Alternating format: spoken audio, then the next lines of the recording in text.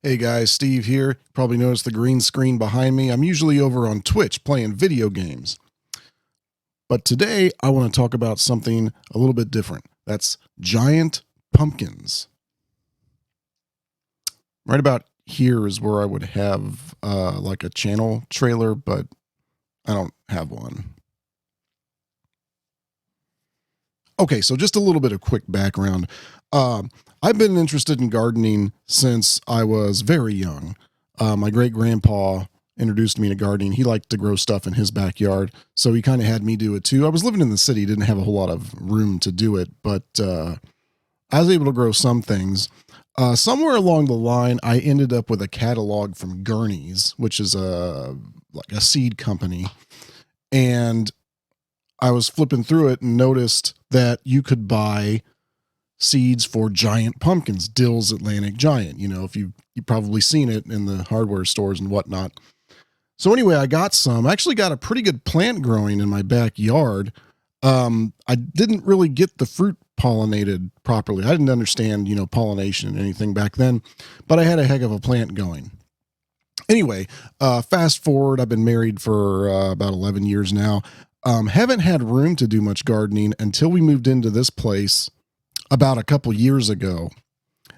So now I've got plenty of room, and that's what I'm doing. So, how does one grow a giant pumpkin? Well, I'm going to be documenting with videos, hopefully, how I'm doing this. Now, last year, I actually did like a trial run with some, Dill's Atlantic Giant seeds from Rural King or Walmart, wherever I got them from, which isn't bad. Sometimes you can get big fruits out of those, but you really don't know what you're getting. Sometimes even field pumpkin seeds show up in those packets. But anyway, I did that last year just to see what kind of problems I would run into, and I ran into a lot of problems. We had squash bugs, we had bad weather, bad pollination. I don't know what the soil situation was. I just planted them in the dirt. So that taught me basically what to look out for and what not to do. So this year I have a plan in place. Now, the first part of the plan is you got to have good seeds. You got to have a good location. And speaking of location, wherever that location is, you got to do the right soil. So let's talk about all of those things. So here are the seeds that I'm working with this year. Obviously, I'm not planting all of these. I really only have room for one plant, which you'll see here in a minute when I show you the video of the patch. But I think the one I'm going to go with is probably the 1739 Strickler. Special thanks to Steve Strickler, who just lives not too far away from me, for sending me seeds of his pumpkins. This one is 1739. This is the largest seed that I have. I've got a couple of them. We'll plant them both, see which one does better, and then we'll go with that one as the keeper. I have a lot of other seeds here from growers in the area, and also some that were acquired by the Pumpkin Growing Club here in my state. And a lot of these seeds, they're good seeds. They're not from particularly heavy pumpkins, but some of them, their parents were. Like here on the Fisk, we have a 2294 was the parent here. So there's a lot of potential here. I don't know if I'm going to self-pollinate the 1739 or try to cross it with one of these other ones and use it as like a sacrificial plant, because I only have room for one plant. If I grow two plants, I'm going to have to pull one of them up. So we've got the patch tilled up over here. I have to thank a buddy of mine for lending me his power rototiller to do this. This was all sod.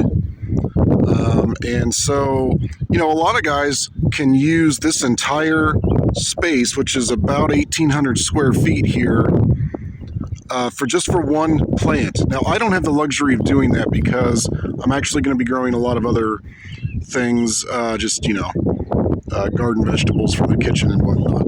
I'm going to use about half of this, so it's going to get cut off right about here. And then on top of that, I'm cutting that section in half here because I'm going to do field pumpkins and watermelon over here. So I really only have to start with about 450 square feet to do one pumpkin plant. So I can only do really one plant successfully. Now, of course, if things go really well, I'll let it spill into this area, and we'll see how things go with the field pumpkin and the watermelon. I don't know how much space they're going to take. The field pumpkins are just for, Halloween decorations and whatnot. So, yeah, that's what I've got going here. Obviously, the dirt has been since slightly compacted because we had a new septic system put in, and some of the machinery had to roll over this. The new distribution box for the system is actually right over here towards the corner of the patch. So, they ran it out there, perimeter drain out there to the field tile. So I've got to plant some grass here. Over here's where the leach lines are. I got to plant some grass here.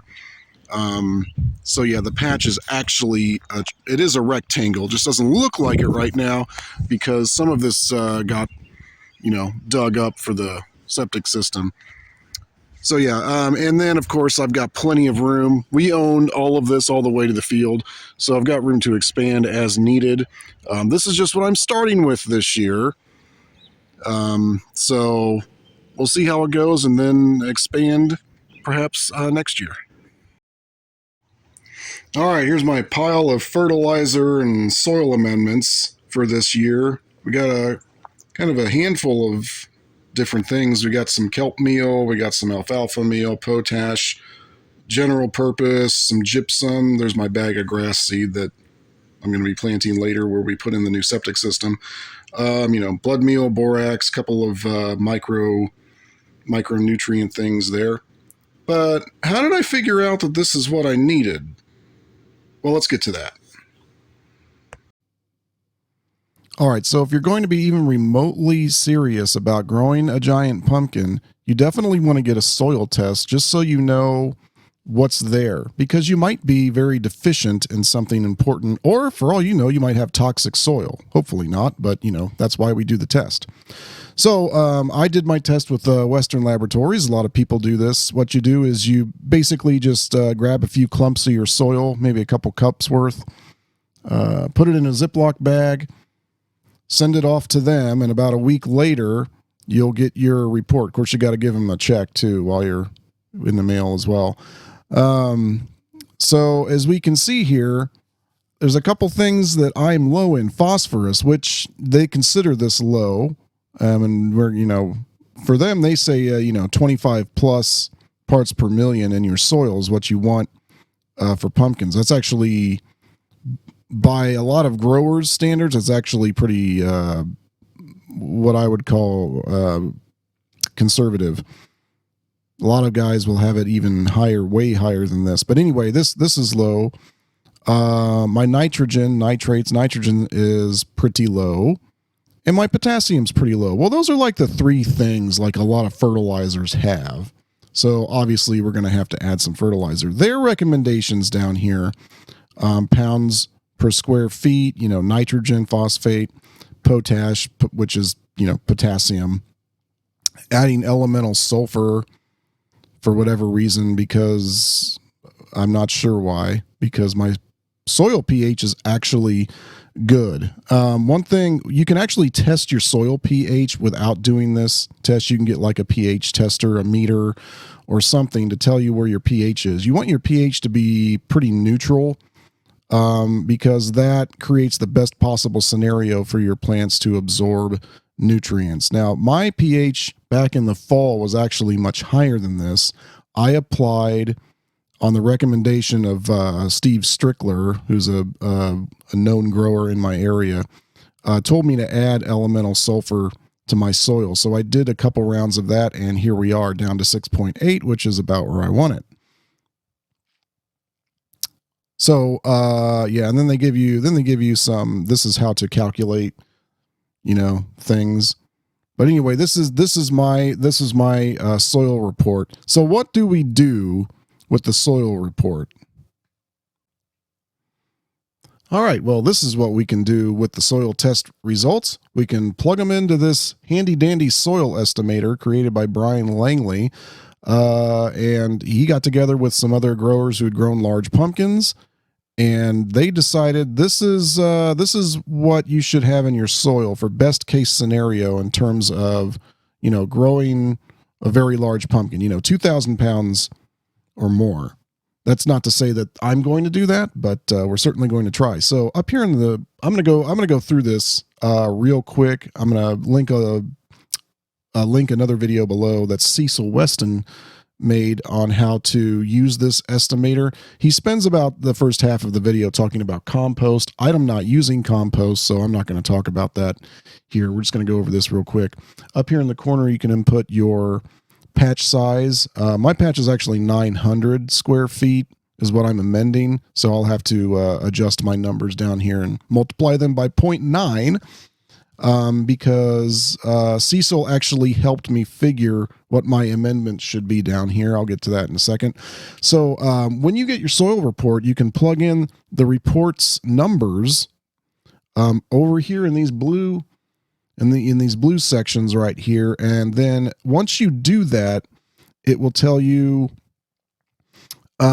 basically what your saturation percentages are, and then more importantly over here, what your element ratios are. These ratios are actually probably the most important thing in terms of getting your soil set straight for giant pumpkins. And now you'll notice even with the amendments put in, my ratios are not perfect. This is because I have very high calcium and high magnesium. We're still adding some calcium just to balance out some of the other things. However, we're not going to add any magnesium because we don't want to get into a situation where we have too much of it. Calcium, we're even with adding some, we're okay, but magnesium, we're kind of getting close to the border. So I think that's why he recommended that I don't really add much in the way of magnesium. But other than that, a lot of these ratios are spot on. So you can also actually put your soil pH in there. So that's like this top section, tells you what you're dealing with just with the soil numbers. Then when you go down here, you can add your amendments. Now, how do we add amendments? Well, if you go down here to the second sheet that says fertilizer list, okay, this over here, this is a list of all of the fertilizers that have been input into this program. And actually, you can add some if you want. It looks like Cecil's add quite a few here, obviously, because, the list wasn't 100% complete when it was made. It was made based on probably what was available to the individuals who put the numbers together. And, fertilizer availability varies from region to region. One place you might be very easy to find, kelp meal. You won't find it anywhere in other places. So that's kind of how that works. So then anyway, we go back here. These green things, these are where you select which amendment you're going to use. So you pick from the list, and this list, of course, is generated from the other spreadsheet.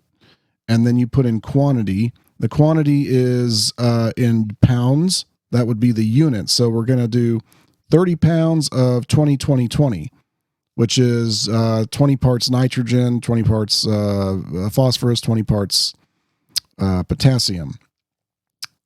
In my area, I can't find 20, so I had to buy 10. So simply doubling this amount would do the same thing. And then he recommended potash for potassium. Of course, I was low in potassium, 20 pounds of that. 80 pounds of pelletized gypsum. This is to bring up the calcium number in order to help these ratios out a little bit. And then, of course, we're going to add borax. You'll notice a lot of giant pumpkin growers will actually add borax beyond what is recommended. I don't know why. I'm not a soil expert. I just know that, they like to go up to 2.5 or higher parts per million. He's brought me up to 2.3 with this amendment.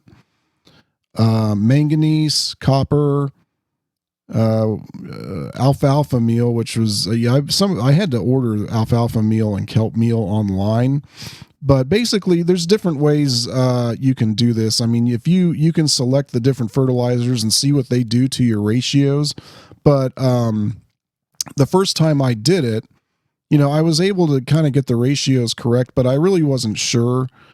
And also I didn't have as many, I wasn't using quite as many types of fertilizer. So Cecil helped me out, and he came back with this, which is a more kind of a diversified approach, which is probably better. It's a little bit more organic too.